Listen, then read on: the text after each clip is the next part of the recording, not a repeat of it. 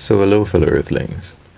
This is Earthling 6455463728. And I wanted to talk about the unimportance of stretching. As far as I know, there was a study done that I read about.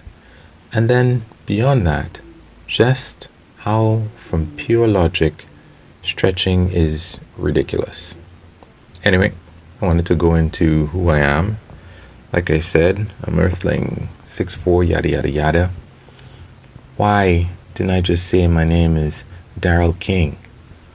Well, because I don't feel like it. I feel like being quote unquote anonymous. I feel like just being another Earthling with a weird name in terms of a number. I think that it stems from this show that I used to see on the Sci-Fi channel called The Prisoner. And there was a guy who I guess was involved in the government or some kind of secret service thing. And at the end of the beginning of the show, like the title, there would be a voice that was telling him that he is number 7. And he would say, "No, I'm not. I am not a number, I'm a free man." But he wasn't. He was a prisoner. Anyway, back to our regularly scheduled title of this piece, which is that stretching is not only unimportant, it's ridiculous. It doesn't make any sense at all. Now, why would I say such a patently false thing? Well, I didn't think that stretching really made much sense, just from a visceral point of view. I hope I'm using visceral properly. And I think I saw something in a magazine once where they said there was a study done that compared people who stretched to people who didn't stretch. And what they observed was that people who stretched actually ended up injuring themselves a little bit more than people who didn't stretch. I think the excuse was that by stretching, they were now more flexible before they ran, and that ended up making them more likely to end up getting injured. Now, as is the case with a lot of studies, this wasn't something that was saying that, okay, you're 10 times more likely to get injured if you stretch. It was a modest amount that would not break the threshold of being on the front page if, there was a slow news story. It was just by, as they say in science, a significant amount, meaning it was perceptible, it was measurable, it was...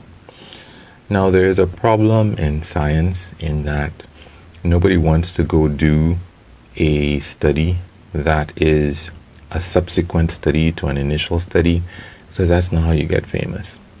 So I don't know, or it could be one of the reasons why I don't know if anybody has done any follow-up study to confirm that they did find that there was an increased likelihood of being injured if you did stretch or not. But that's what I remember reading. You can always take a look yourself and see if you can find that information.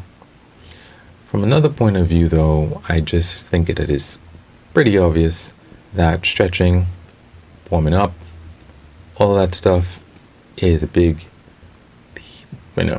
heap or pile of steaming stuff. And you say, oh, hey, Earthling, come on, don't go so hard.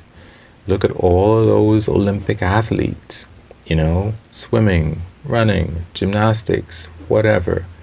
All of those people, you see them stretching, they put their heel behind their butt, the runners, and they bend over and they turn from side to side and they twist their heads and all of this stuff. Anyway, well, that's them.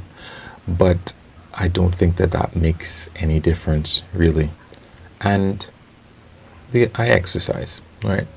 So the other day, as my mother will, she will give me some unsolicited advice about how I can improve my workout or something like that, reduce my likelihood of getting injured. Um, Not to say that she exercises as vigorous as I do, or even as regularly, which for me is like that discredits you from giving advice. Maybe I'll take some advice from an Olympic athlete, but still on this matter, I think that the jury's in. It's done. From a logical point of view, there's no point in it. But my mom was like, hey, we did some stretching when I used to work with this particular coach. No, she wasn't on a team. It was just at a particular place that she was.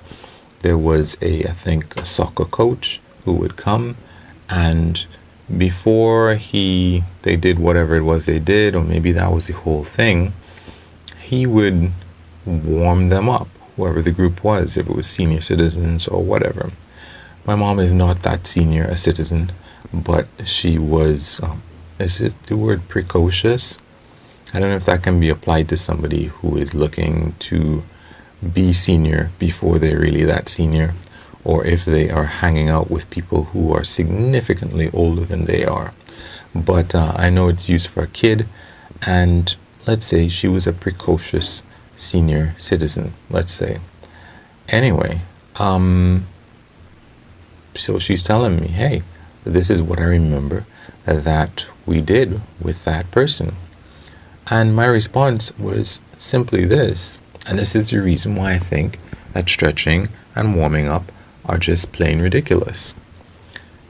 We have all watched nature shows, right?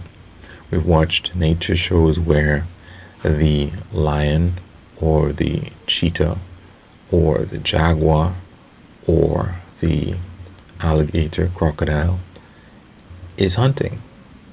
For the crocodile, basically they just coast on in close to that animal that's drinking some water, the water's edge, and bam, they open and snap their jaws on that thing's head or its leg or whatever, and that's the end of it. Or a gazelle might have a lion sneak up on it and get within a certain range, or a cheetah, and then they're gonna start that sprint to get that animal. So it might be obvious what I'm saying, but if it's not obvious, this is my point. I have never seen an animal call a timeout on another animal because it had not stretched. I've never seen that. I've never seen the crocodile about to eat that antelope or that wildebeest at the water's edge and say, hey, let me give you an opportunity to stretch. Let me give you an opportunity to warm up, because I know that this isn't fair, that I'm just trying to surprise you and kill you and eat you. I have never seen that kind of thing. So it is my thesis, and beyond that, just plain belief, that if we really need to stretch and to warm up for optimal performance, if that's really a thing, then we and animals suck, because that's not how real life works when it comes to a situation. Nobody is going to give you an opportunity to warm up when they jump you or hijacked your car or tried to steal something from you. It's always the element of surprise. You're 1 second, you're fine, and then in 1/10 of a second, somebody or something that's trying to attack you, that may be trying to kill and consume you, or just to get your money, steps out from behind a or from behind a corner, or from somewhere behind a tree, behind whatever, under some water, under some grass, and bam, are you ready? Because it's on. And I don't really care if you're ready or not. So the idea that it is optimal for us to need a moment or two in order to catch ourselves and warm our bodies up, or stretch our limbs, stretch our tendons, seems to be ridiculous. Any animal or any organism that needs a moment to catch itself in order to perform optimally would be eaten, would be consumed, would be the most favorite food of whatever creature was preying on that particular animal. And that's the end of it. If you need a moment to go from 0 to 100, then you're dead. Because the world does not cater to your feelings and to what you need to prepare yourself to perform optimally. That it doesn't make a lick of sense. So, again, from that point of view, and I think from that point of view, stretching is BS, warming up is BS, all of those, even just the idea. I mean, there's no animal on the planet that really has the time or convenience like we do to come up with a language and to come up with this whole idea and a concept that, hey, don't ease yourself into it. That's ridiculous. And I'm sure we didn't descend from animals that had that much leisure time and ideas to come up with all of this stuff. So, no. This piece is called The Ridiculousness, the Unimportance, the Craziness of Warming Up and Stretching, or any of those things. And sorry to belabor the point, but that's just how it is. And I think, maybe somebody could find a flaw in my line of thinking. I don't know how, because I've watched a lot of nature shows. I would like somebody to interject and say, wait, you see, right there, that's when the animal was warming up. That little second there, before the croc had his jaws around his neck, you see how he's like rapidly flinching? That's his warm-up exercise right there. And that was why that guy was able to escape from that crocodile that time. And maybe you can find that for me and you can show it to me. That would be great.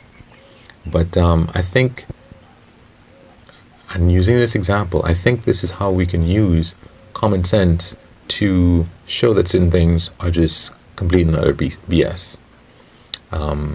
Yeah, so that's me for today. Like, share, subscribe, dislike, comment, don't comment, any of those things, especially in a way that you would like it if somebody was doing this to your stuff.